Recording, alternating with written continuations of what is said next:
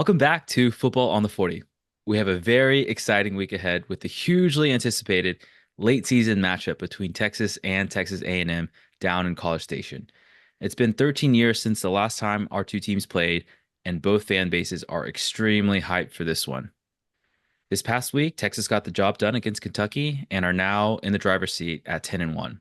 The Aggies, fortunately for us, unfortunately for them, added another loss to their season after a multi-overtime, three overtimes on the road against Auburn.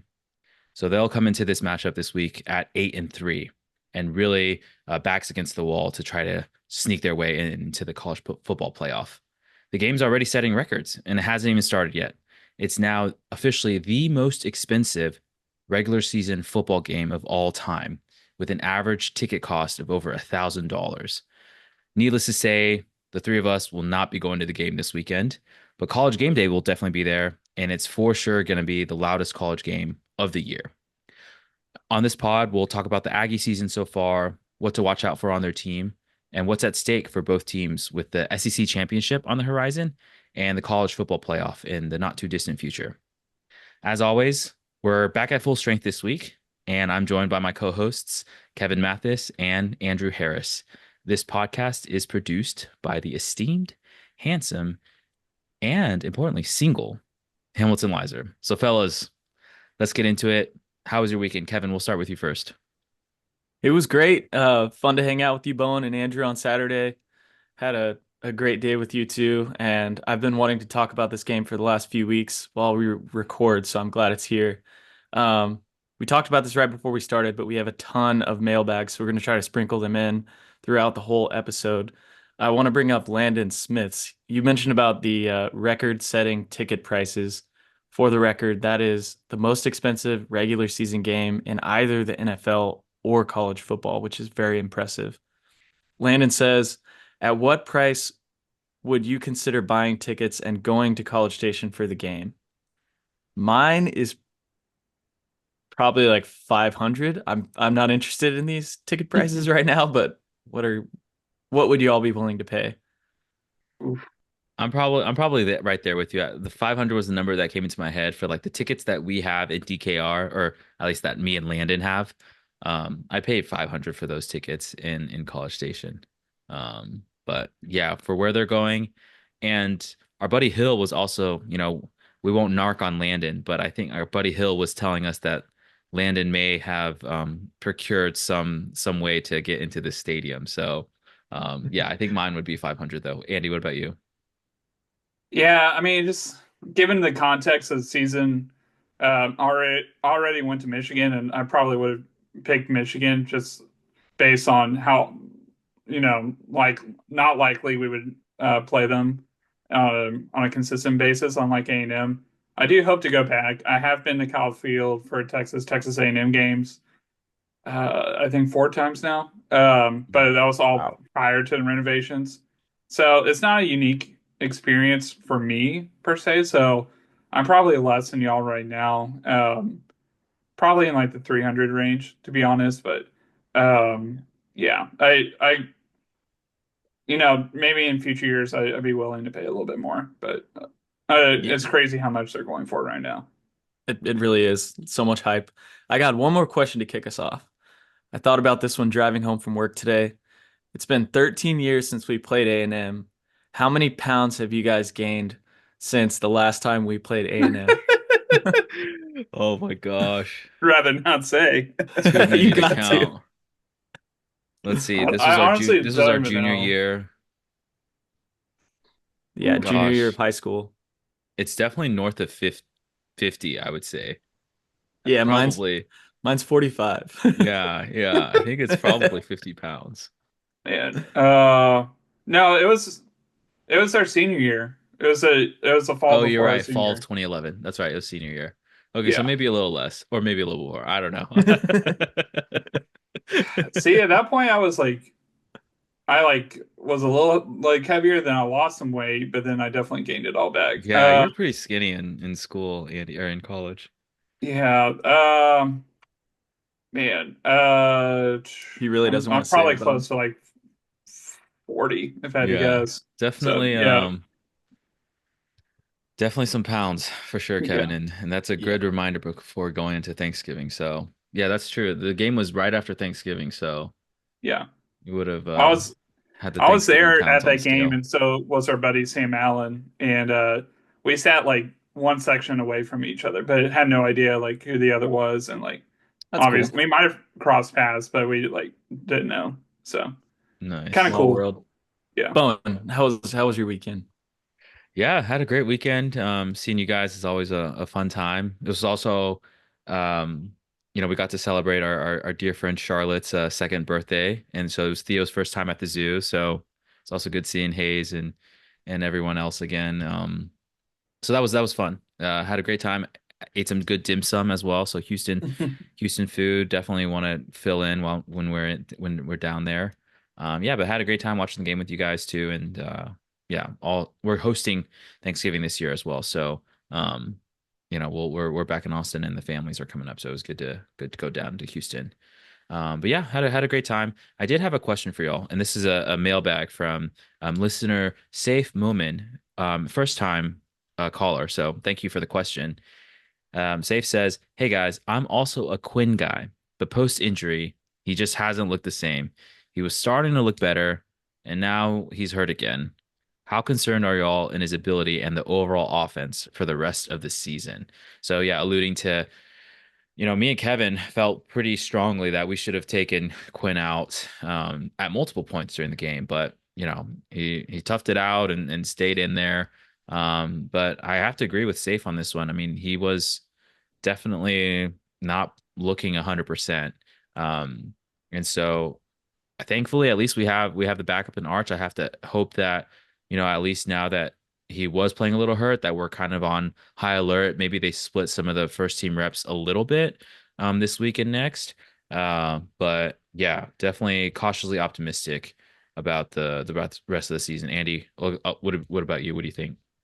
Yeah, I mean, Quinn is obviously you never know how much an injury is impacting a certain person, but he didn't look the same in the second half. Honestly, played a pretty good first half, in my opinion. Um, but yeah, overall, I thought he should have been taken out too. But we'll see. I think uh, for Quinn, he wasn't taken out because it was senior day. It was his last game at DKR. I think there was kind of those factors involved. And then this week, though, if he's playing like that, especially like in the first half or for an extended period of time, I think we would see Arch more quickly. Yeah. But yeah, we'll see. And, Kev. and like at the time you mentioned, I was definitely on board of like getting Arch in the game. I thought he would come in after the half, but looking at Quinn's stat lines for the last three games, um, he's been over 60% completion percentage the last three games, and he's thrown 9 touchdowns to no interceptions. So, yes, we get frustrated during the game, including myself, but like looking back on it, it's hard to see his stat line and think that it's the reason why we didn't win by more. I'm just concerned about it this week, especially because having looked into A&M's team and their defense, especially their defensive line is really, really good. So if we have a quarterback that can't evade that, it's going to be a problem. Yeah,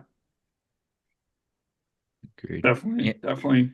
Andy, what about you? How was your weekend? What was your experience like? Yeah, I'm sad none of y'all brought up the football yet, but I have the wanted to leave football. that as an Easter egg for the listeners. If y'all are watching on YouTube and support Jaden Blue, gotta keep the football with me high and tight. Keep it there, Jaden. Okay, as I put that away, overall it was a great weekend. Had a great time seeing y'all as well. And yeah, the third quarter, I guess like more so like from like the 10-minute mark on in the third quarter to like the 10-minute mark of the fourth quarter, that was probably some of the worst offensive football Texas has played under Sark. Just way too sloppy. We lost the ball way too much, but thankfully we won. We're 10-1. Sark is his third coach in Texas history to have consecutive 10-win seasons. So he joins DKR and Mac. So if he has those type of careers at Texas, exciting times in the future. So we'll see. We'll see how that plays out. But happy for Sark, happy for the team. And real quick, I kind of want to bring up this past weekend, tons of chaos, as y'all probably know. Alabama lost to OU somehow. Um, Auburn beat A&M. Florida beat Ole Miss. Just tons of parity in the Southeastern Conference, and thankfully, it appears that Texas is going to the CFP now, regardless of how we play against A&M. And I just kind of wanted to bring this up, just kind of four different scenarios. I'm not going to run through all the teams because I think that would just be way too much at this time. But um, just kind of want to bring it to the listeners' attention about what our like CFP projection could be in a couple weeks. So um, yeah, so if Texas beats A&M and they lose to Georgia, in my opinion, I think we're probably going to be a 6 seed, and we would play one of these teams: SMU, Clemson, Alabama, Ole Miss, or South Carolina. That 11 spot is going to be really interesting because there's a lot of teams in there that I don't. You can make an argument for any of those teams, I think. But Clemson and South Carolina will naturally knock each other out this upcoming weekend because they play each other. If Texas beats A&M and Georgia, will be the number 2 seed. That's pretty set in stone. If Texas loses to A&M and A&M loses to Georgia in the SEC title, I think we would be an 8 seed and we would play Tennessee at home, which that would be an incredible atmosphere. Texas, Tennessee fans travel really well. I think that would be a lot of fun. Guys, do y'all think, just based on like what you've seen in both teams, resumes of both teams, do y'all think Texas would be ahead of Tennessee? I think resume wise of common opponents, Texas has looked better than Tennessee, but kind of want to get your thoughts. I I'm probably having to pull agree. them up. I haven't followed their entire season. I watched most of their games early, but let's see. Beat OU, beat NC State, lost to Arkansas, beat Alabama, beat Kentucky, lost to Yeah, Georgia. Man, that's a tough It's one. it's pretty similar. So, do you value beating a 3-loss Alabama team at home, um, or do you compare the two Arkansas games, which both of those were at Arkansas, and Texas was in control of the game the whole time, and Tennessee lost that game, obviously. So we'll see. I for think there's sure. a lot of debate. It could go either way. Yeah, I because that's an 8-9 matchup, right? Because if Yeah, went and the that other would way, be we were in there'd be a um, huge implication if Tennessee. we have to play at Tennessee. That would be an extremely hard environment. So hopefully that Yeah, I doesn't think, happen, but but we'll also see. that scenario is like we lost to A&M, so that it does get really close because right now, I would say we had the edge, but if we lose this game, that could change. I don't Yeah, know. yeah. And then lastly, if Texas loses to A&M and A&M beats Georgia, now that'd be a lot of chaos. I think we would probably be the 9 seed in that scenario, and our first round matchup would be at Georgia. That's what I'm kind of projecting. Obviously, things can change, and you don't know how schools are going to. The result of like the Notre Dame USC game that can play a factor into it.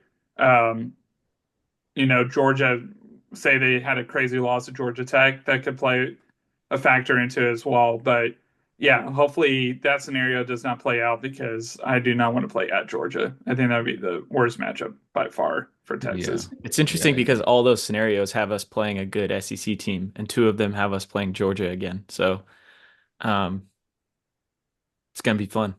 Big games aren't Yeah. over. No, not by any means. So, yeah, hopefully, we win this one and then we have an opportunity at an SEC title. But first, got to go to the 5 quick facts about Texas A&M University. However, we don't want to give any kudos to the Aggies. We're going to kind of discuss and cover their weird Aggie tradition. So, guys, are y'all ready? Let's do it. Okay. Number one, Reveille is the head of the Corps of Cadets at A&M. Now, personally, would y'all bow down to a dog? I have to Aspen, I have to admit. I At least you're mean, honest. if we're being honest too, Alfie kind of runs things around our house too, so it's not too far-fetched. No, it's not. It's not. It's just weird that that's like the official No, for structure sure. For of like A&M. for an entire contingent of students. It's kind of crazy. Yeah, yeah. Keep track of these traditions because I want to ask y'all which one is the weirdest by the end of it. Okay, number two. So when Aggie yell leaders say "hump it," you heard me right, hump it. The crowd is supposed to put their hands on their knees and follow the commands of the yell leaders. Uh, and they put their hands on their knees and they kind of bend over. That's supposed to maximize the voice of the cheer that the yell leaders are trying to get across. So a little weird. They definitely have some weird lingo that we'll further discuss in just a second. But yeah, so that's number two. Number three, Aggies do not boo, they hiss. So I think more modern Aggies boo, but traditional Aggies hiss. So I can't imagine going to a game and hissing like a cat. But, Aggies have a special way about them. This one was interesting. I did not know this until I researched it. But number four, freshmen and sophomore students are not allowed to say whoop. So I feel like you hear Aggies all the time say whoop. Obviously, we're dealing with alumni now, so I guess they're allowed to do it. But yeah, freshmen and sophomores are not allowed to do it. And yeah, if you get in trouble and you get caught saying a word that you're not supposed to say, so freshmen and sophomores students are caught whooping. Um, that's called pulling out. Yeah, you heard me right on that one too. And there's supposed to be a punishment with it, and they're required to do the push-ups that correspond to the year that they graduate. So, for instance, if a long time ago someone did that in the 50s, say like your graduating class was 1950, you would have done 50 push-ups. Now for the class of 2028 is 128 push-ups. Now I'm pretty skeptical that's like still a tradition that applies to everyone. But I bet that still is definitely a tradition with the core. But yeah, out of those five, which one is like the most interesting to y'all? I think just the restriction on free speech on campus in College Station is really eye-opening. Um, but also, if if you ask Nagy, I bet they would say like, oh, two or three of those things, like it's online, but nobody Yeah, it's does like that. branding But or something. Right, yeah, right. Yeah. but Definitely like agree. the caring to that extent that you're going to write it down on what certain people can say based on how long they've been there is a little odd. There's not Yeah. much more we can say on this podcast because the Aggies have kind of exposed themselves being in the SEC. There's a bigger part of the country that knows about this, so Yeah. I'll just leave it at that. I think some of those I knew, but no, thanks for sharing all those, Andy. But I had never heard of this hump it thing. I guess it's hard to come across in TV, so I've never really seen it. I mean, I've heard of the hissing, of course, but I still don't quite understand the science, the physics behind the hump it strategy. But yeah, I guess we'll see. Which One oh, one go other ahead, go thing I ahead. do want to say is there's all this weirdness, right? But we will get into this and talk about the teams and the environment and how hard it's going to be to play there. We can hate on this all we want, but it does take something kind of to get 110,000 people on the same page, saying the same things, making the same type of noise. Hmm. And if it takes being really weird to have a very loud, difficult stadium to play in, so be it. You know, Hey, whatever's an advantage, yeah. we're uh Um, we're, Yeah. we're not gonna be laughing a whole lot when we see how hard it is for Quinn to hear the play call or for, our offensive line to stop jumping off sides here in a few days. It's true. It's true. We have a mailbag from our dear friend Morgan, Morgan Rogers, notable Texas A&M alum. She says, "Are you going to be nice to your Aggie friends, or are we going to fight?" So I figured this was a good one to take after the weird Aggie traditions. After we went through those. So yeah, Andy, what do you think? Are you gonna be watching the game with any Aggies? Um, if so, what's gonna be your demeanor? I don't know.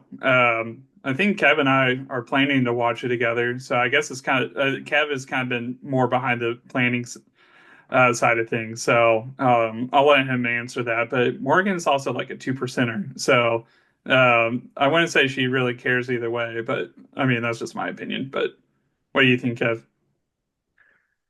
In my experience, like going back to my friends in high school that were Aggies, like most of the rivalry is kind of like what goes unsaid. It's more like the unspoken tension, you know what I mean? So, and that's unavoidable, but I've never been one to like rub it in anybody's face, especially before the game. A good example of this was we had like a family Thanksgiving yesterday, and the majority of that side of Laurel's family is Aggies, and I was not going to bring it up at all. I'd been there for like an hour, and the elephant was still in the room. This was after they had lost, and my father-in-law barges in and goes, "Hey Travis, how about that game?" And at that point, nobody at the house was drinking yet. It's Sunday, we're taking it easy, and Travis and a few others like get off the couch and leave the living room and immediately go like open two bottles of wine. So um, I will be nice, Morgan. Nice, nice. All right, Andy, take us into some of the football facts of A&M. Yeah, this will be kind of quick. So starting in 1894, roughly around the same time as Texas, they have won 785 times, lost 505, tied 48. So about 600 roughly winning percentage. It's a good winning percentage, not great. They have not won a conference championship since 1998. And I mean, it's been a while since they've had a realistic chance of winning a conference championship. So this year is definitely a special year for Aggies.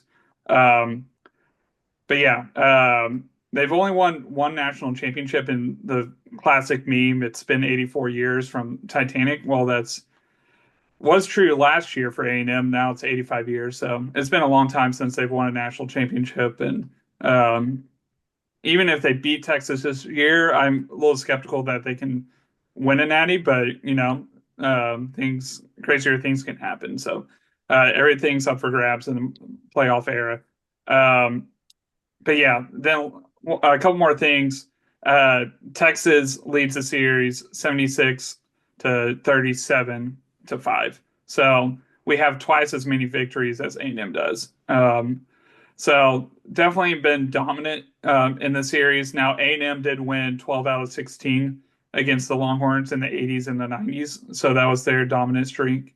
But yeah, for the most part, Texas has put their foot on this rivalry, and it's definitely gone in favor of the Horns, and especially in the 2000s, Texas won since 2000 has won 9 out of 12 matchups against A&M. So yeah, hopefully Texas can continue that legacy, and we'll see on Saturday how that all plays out. But a lot of momentum historically for Texas in this rivalry. But Bo, do you want to kind of preview the conditions for this game and A&M season so far? Yep. Yeah, definitely. Thanks for taking us through those, Andy.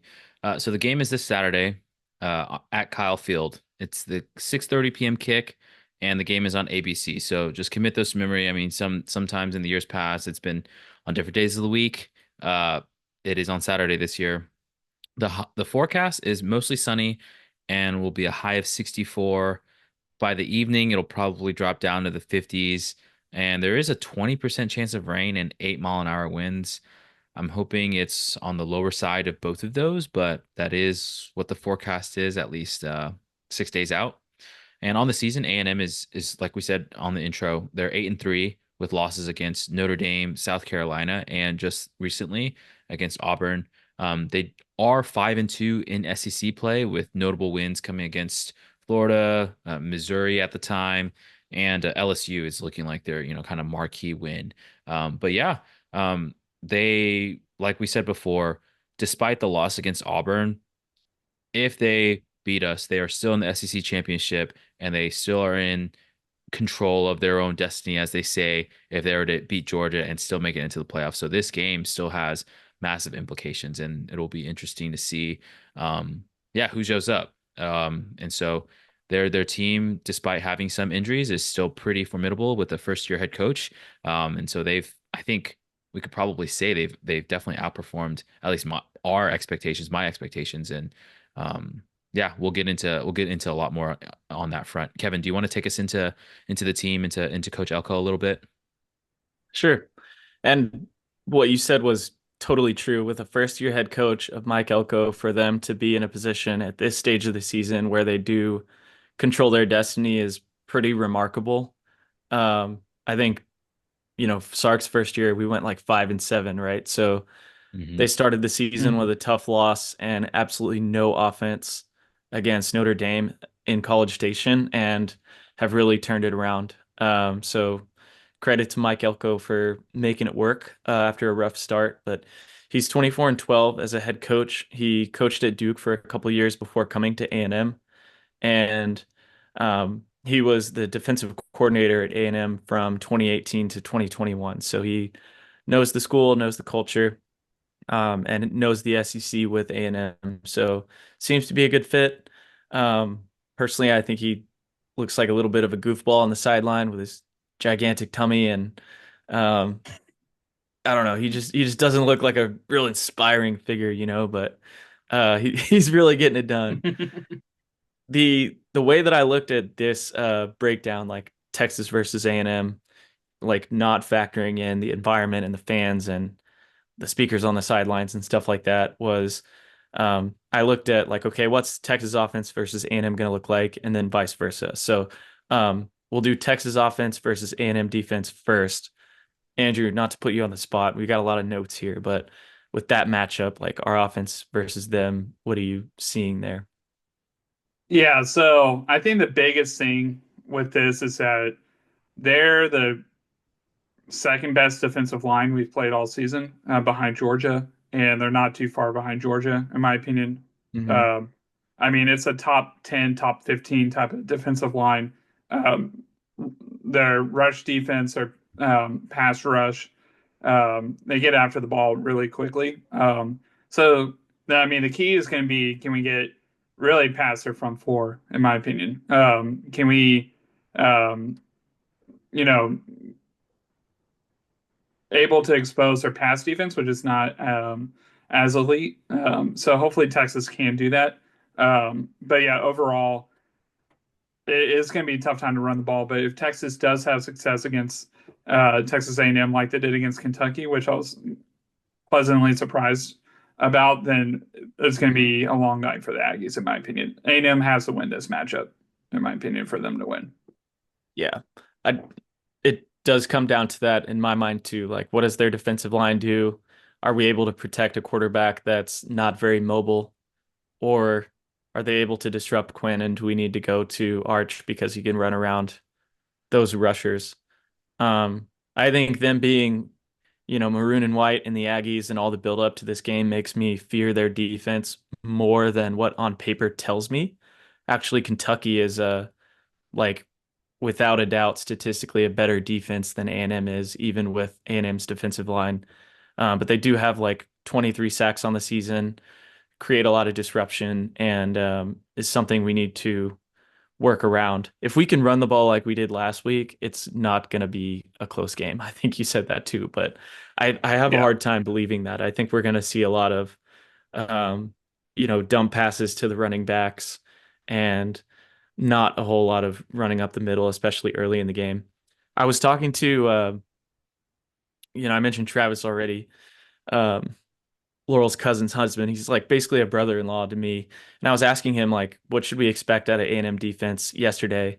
And his characterization of Elko's strategy was interesting. He said basically Elko starts a game playing base defense and doesn't really usually come out with anything special, and then he'll kind of adjust throughout the game.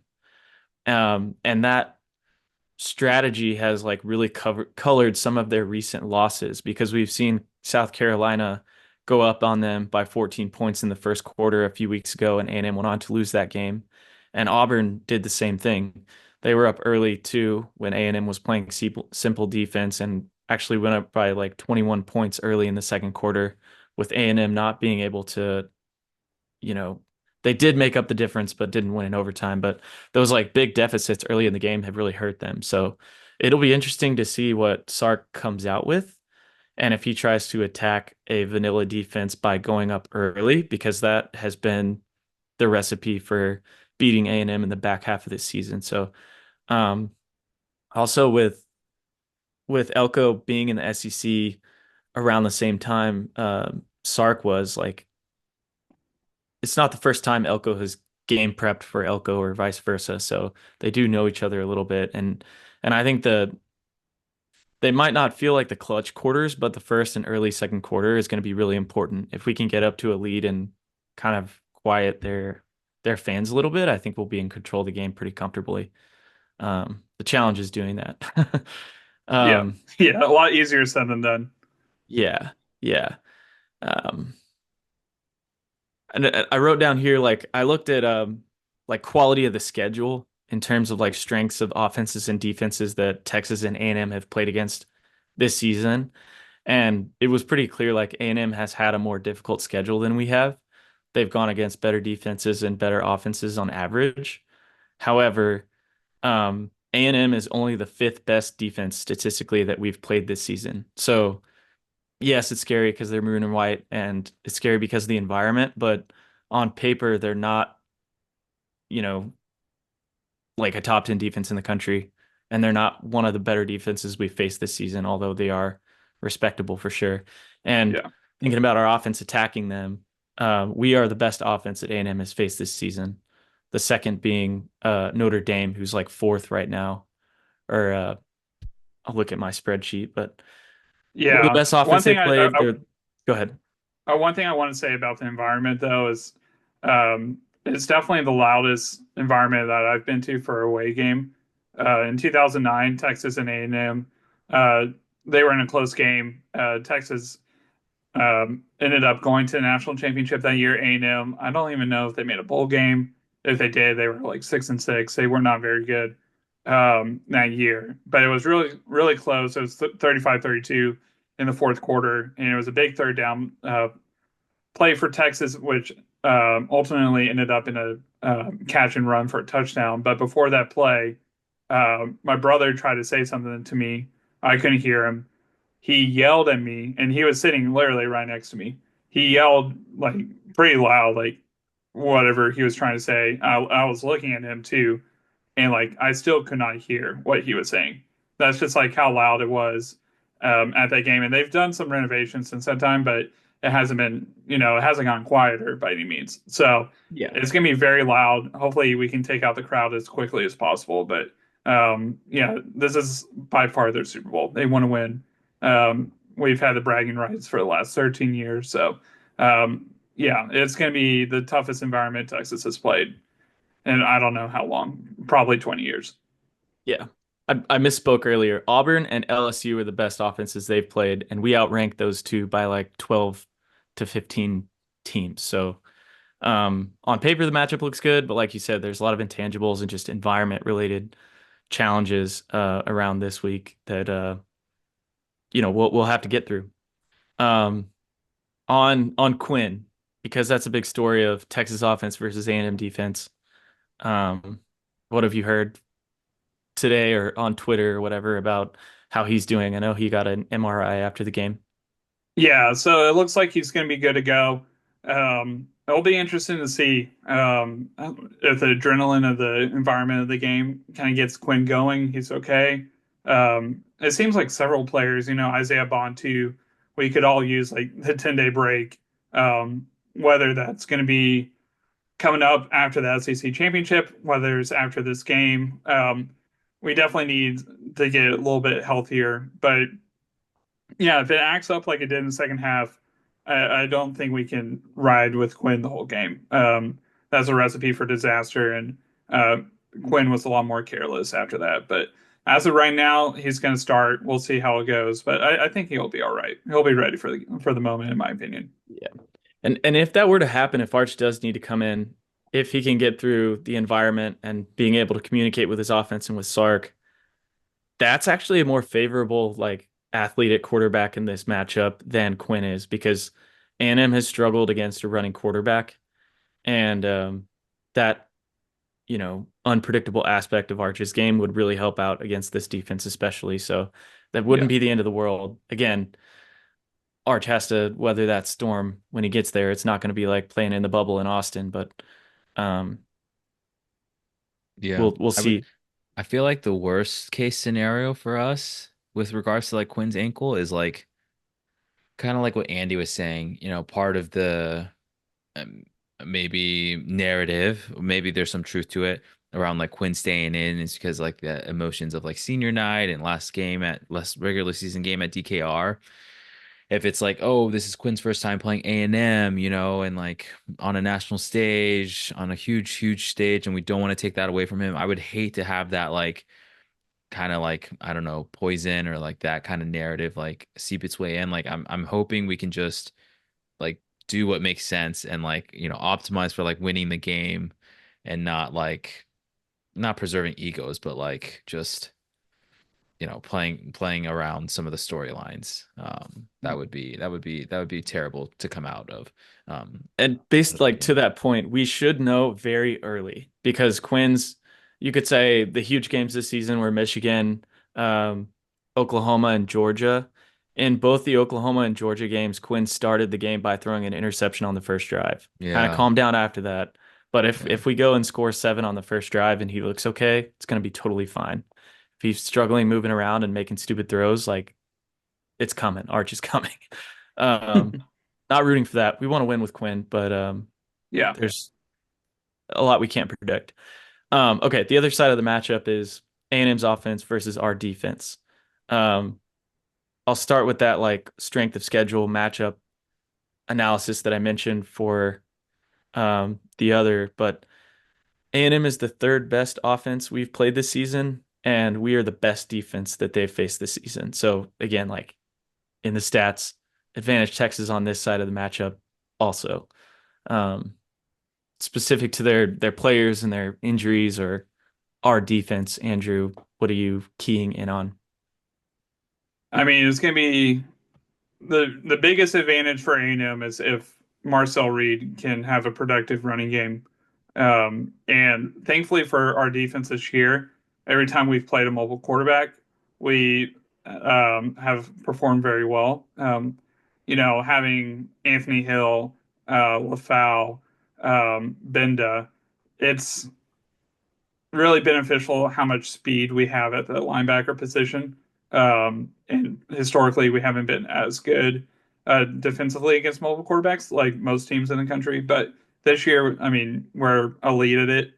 And A&M, another factor for them is Marcel Reed. I don't think if they're relying on him to pass the ball all around the field, that's going to be a recipe for disaster. I think he's going to throw some picks. They're going to have to get him on the move. And yeah, if our defense plays like they have been this whole season, I feel pretty good about our defense and how we can. I don't think we're going to completely shut down A&M by any means, but we can definitely slow them down enough for a victory.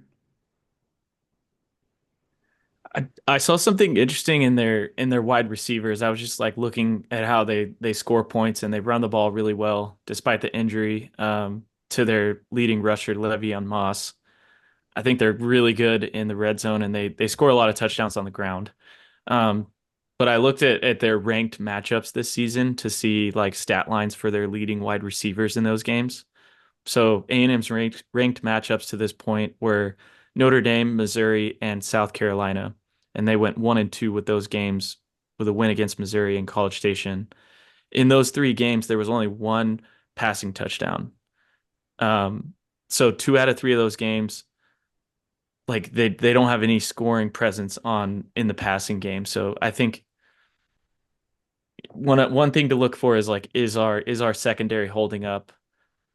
Sure, we can let them get down to like the 30-yard line, but are they scoring points with their wide receivers? Because for a ranked matchup, that's kind of unusual for them to score in the vertical passing game. So they've Yeah. got some big wide receivers too. Their leading receiver is Noah Thomas. He's 6'6". He's got 6 touchdowns. And Jade Walker, their third leading receiver, is 6'4". He's got two touchdowns. So we've played some big receivers, but I don't know if we have had a matchup with 2 that tall. So Yeah, that's gonna be interesting. Like Jade, for instance, is like 5'10", they say. So he's probably like closer to 5'9", probably. So there's definitely a height disadvantage for Texas. And I think it is a big loss for A&M not to have Moss, even though Daniels is definitely a good running back instead. Um, but Moss was definitely their bell cow for most of the season. Um, but yeah, it is interesting about the lack of productivity in the pass game. And yeah, I think that's if Texas is able to stop their running game, that'll be um, really beneficial for Texas to win this game. Just for reference, this past weekend we only gave up 21 yards rushing against Kentucky, so we have a very stout rush defense as well. Yeah. Yeah, And go ahead, Bo. I'm looking forward to seeing the defense play for sure and seeing how they match up. I was listening to Sark's A&M preview today. I don't know if y'all watched it yet, but and I might get this exact stat wrong, but he said from our last seven takeaways, five of them have scored a touchdown, I believe is what he said, either touchdown or a field goal, and the other two were like kneel downs to win the game. So I was like, oh wow. I mean that's significant. I mean generating turnovers, that's big. Tex caliber, we love that for this season. But yeah, if we can have a performance like we did against Kentucky against the run game, and hopefully our secondary really clamps down. We've love seeing the defense perform. So I wanted to mention that nugget that I heard from Sark today. Kevin, Yeah. I'll pass back to you. The last thing I was gonna add about our defense against Marcel and what they do passing the ball is like we talked about being worried about their defensive line getting to Quinn. Their D line has or them as a team, they have 23 sacks, which is a good amount. Our defense has 33 sacks, and we have 12 in the last two games. So if you think about like Marcel kind of running around, evading our guys and looking to dump the ball somewhere, they don't really do that. Like if you see our stats, Quinn is throwing the ball to Trey Wisner and Jaden Blue like all the time. They both have over 25 receptions, I think. And if you look at their team as a whole, their running backs have like 5 to 7 receptions on the season. I don't know if that's part of them losing Le'Veon Moss, but like if we are able to get to Marcel Reed, which we should, he's not really looking at his close passes. Like maybe there's an opportunity to generate some turnovers from that. Again, you got to get him on the ground. He's probably the best athlete we've played against at quarterback this season by a mile, but it's not something to be like, you know, totally worried about at this point. Hmm. I might really Yeah. regret saying that, but I do feel good about that matchup too. One more thing I want to say before we head out to betting corner is that, and historically, like since I've been watching football, like 2003 A&M lost to OU 77-0 that year in Norman, and it was a close game with Texas all the way up until the third quarter. 2005 they had a losing record, um, and that game was real close, and we ended up winning the national championship that year. We only won by 11 in College Station, and then 2009 went to the Natty, like I said. That was a 10-point game, and A&M was driving. They missed a field goal late in the game with like 3 minutes left. That would have cut it to 7.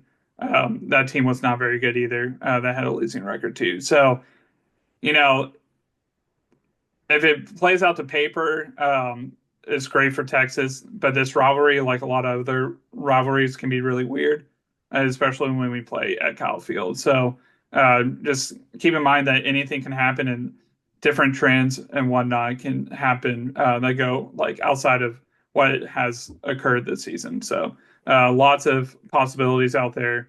I'm optimistic for the Horns, but don't get too cocky. I guess that's what I'm trying to say. Yeah, the environment aspect of that is like the one thing that terrifies me. And I wouldn't say concern, I would say terrifies me, Yeah. especially not having played in over 12 years and them adding, 10,000 seats to their stadium. Like, if it's not impacting us, I would be very surprised.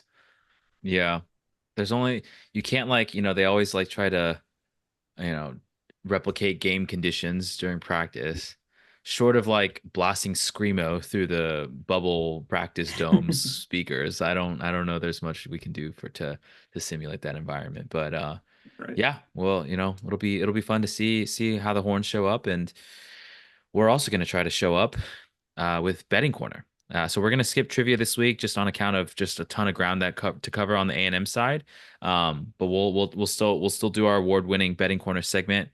And folks, for the week, I was not on the pod last week, but I still put my bets in, and I probably should have taken a buy or taken some PTO from Betting Corner as well. I was minus 10 units for the week. I put 8 units on a what I thought was a gimme Joe Mixon anytime touchdown, which just did not happen. I think Andy said for the first time since late September, which was baffling. Kevin also did not fare well. He was down 7 units nearly for the week. His BYU allegiance is really biting him. But Andy had a performance for the week. He picked a lot of underdogs, notably his go against his guts strategy is performing remarkably well. On the season, he's almost at 5 units. Kevin is followed a little bit behind with minus 13 units, and I'm just deep, deep, deep in the hole at 40 units down. So, yeah, we have a few more weeks left of betting, but we'll see if I can turn the tides or if Andy and Kev can keep it up. So this week though, for the matchup against A&M. We do go into College Station. The line that I saw was as 6 point favorites. So Vegas is expecting us to win by nearly a touchdown, with the over under at 48 and a half, which is lower than most weeks that we have seen. And A&M, if you want the underdog, they are plus 185 on the money line, which means if you bet them straight up to win, it's almost 2-1 on your bet in return. So, fellas, we're gonna take a bet on the Texas and Texas A&M game, and then I want to hear what y'all have going on outside of the game as well. Kevin, we will start with you first. What are you liking for this matchup? I like the Texas first half cover, which is -3. Again, I think the thing, my predicted key to the game is whether or not we get off to a fast start like South Carolina did and like Auburn did on the A&M defense. So I'm going to put 2 units on the Texas first half cover. And I really don't want to do this. Maybe you could say it's me going against my gut, but also Texas covering the uh, whole game line at -6. I'd feel like very nauseous about doing that, but maybe that's what's been working for Andrew. Yeah, you got to go against your gut. You got to not trust it. So that's what I did with the OU game last week. There's no way that I thought OU was going to win, but they did. Look at me now. I'm in the positive. Andy, what do you like on this A&M game? Uh, Man, I really like the over. Um, Even though I think both defenses will show up. 48 is just really low for a college game. So obviously going to take the under. So yeah, give me the under for this game. Nice. Okay. I'm employing a new betting strategy for the last few weeks of this season. It is called simply how bad could it get? So that is my strategy for the last few weeks. I don't know if that's going to be a productive strategy, but we're keeping it simple. I'm doing 10 units on a Texas and Texans money line. So that gets me Oh to no. about plus one. Like that's basically an even odds bet. So I am not emotionally hedging. I am just putting all my fandoms, just keeping it simple with what to cheer for. So not making it Wow. complicated. Oh So man. that's the strategy for me. How bad could it get? If you take that strategy through, let's see, we could have 6 games left, right? Yeah. That would take you to -100 units, which is your whole buy-in for the season. That is true. That is true. We'll see. We'll see. Hey, how bad could it get? We'll see. We'll see how this week goes. So obviously I do not have any games elsewhere around college football. Andy, we'll bounce back to you first. Well, are you liking anything else around college football or any other sports? Yeah. Miami hasn't been very good on the road. They're favored by 10.5 over Syracuse. Syracuse has a pretty good offense, which is not good for Miami, and their defense is pretty bad. But yeah, 2 units on Miami to cover that game. Somehow they do it. And then these are both 1 unit bets each.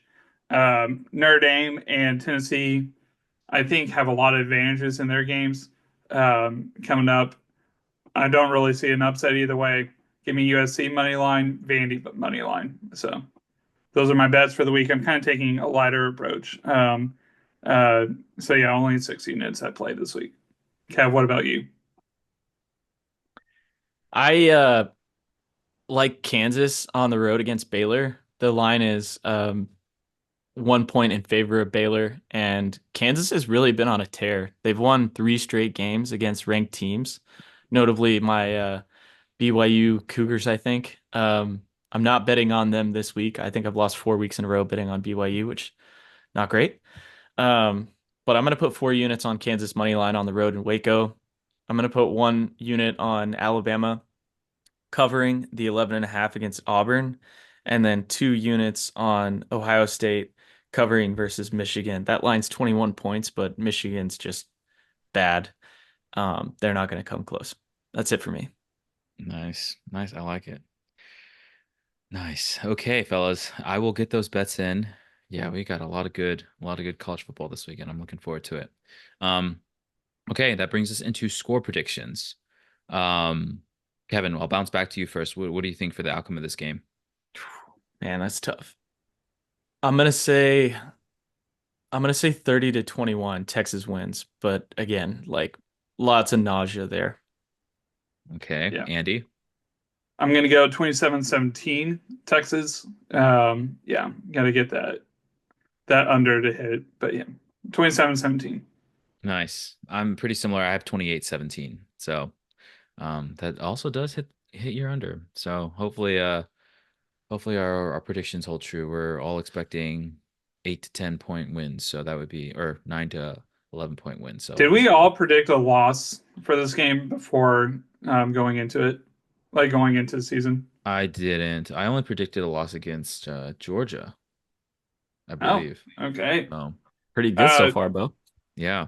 yeah. I One. don't did y'all predict a loss? I think we were all Yeah. like A&M. Yeah, I predicted a loss. I Yeah. predicted a loss Oh, too. damn. Yeah. Okay. All right. Maybe I Um, got to change my mental model for this game. I will. I want to say this real quick before we go to the next part. But um, in this rivalry, there's just some trends to kind of keep in mind for this weekend that should give some optimism if you're a Texas fan. A&M is 1-10 when game day comes, or when game days at an A&M game. So not very good vibes for the Aggies when they have game day there. Talked about the series, how Texas is dominant. They've won twice as many games over the Aggies, especially in the 2000s. They're 9-3 since 2000. Um, Also, another thing, I didn't really go into this today, but Aggies were pretty cocky in their press conference about Texas and especially their players. Um, that did not bode well for Iowa State. That didn't bode well for other teams as well. So that's something to keep in mind. And then lastly, the could be the most important thing. I would not be surprised if Ted Cruz is in attendance.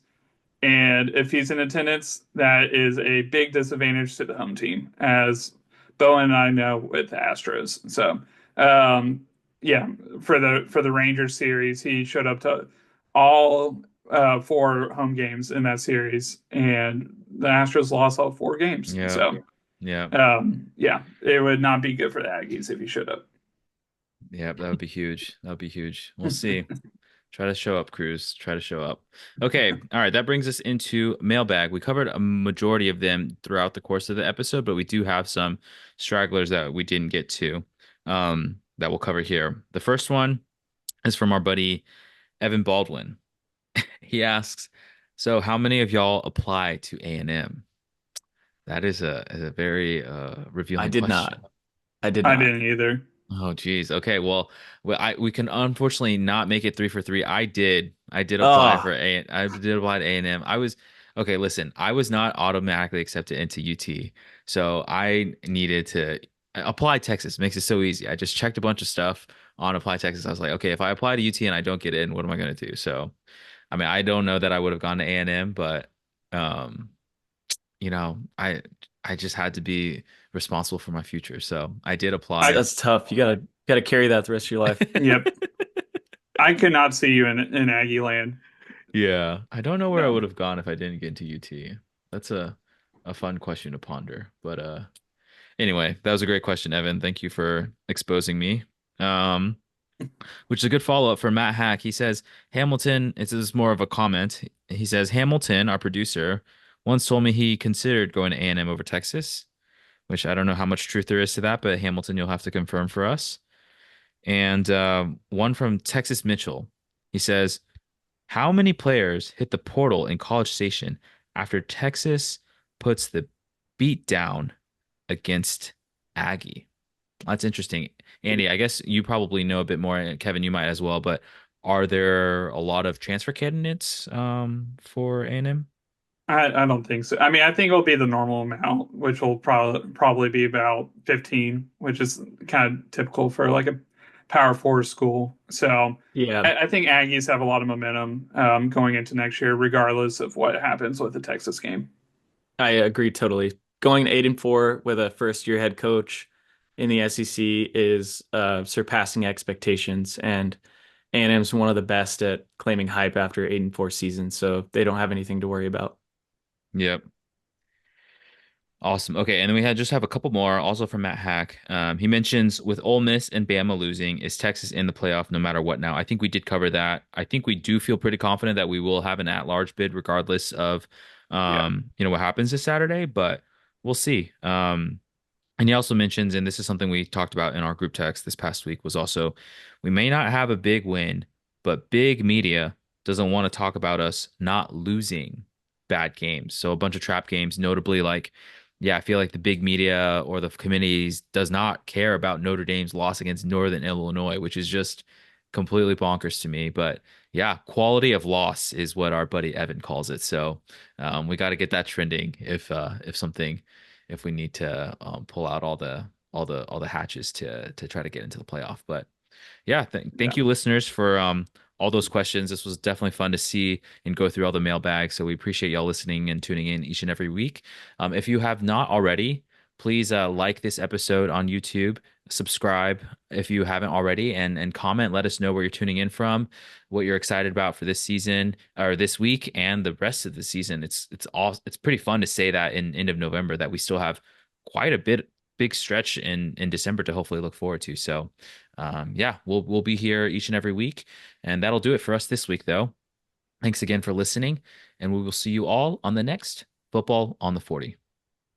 Hook 'em. Please win. Please, please, please, please, please. Hook 'em.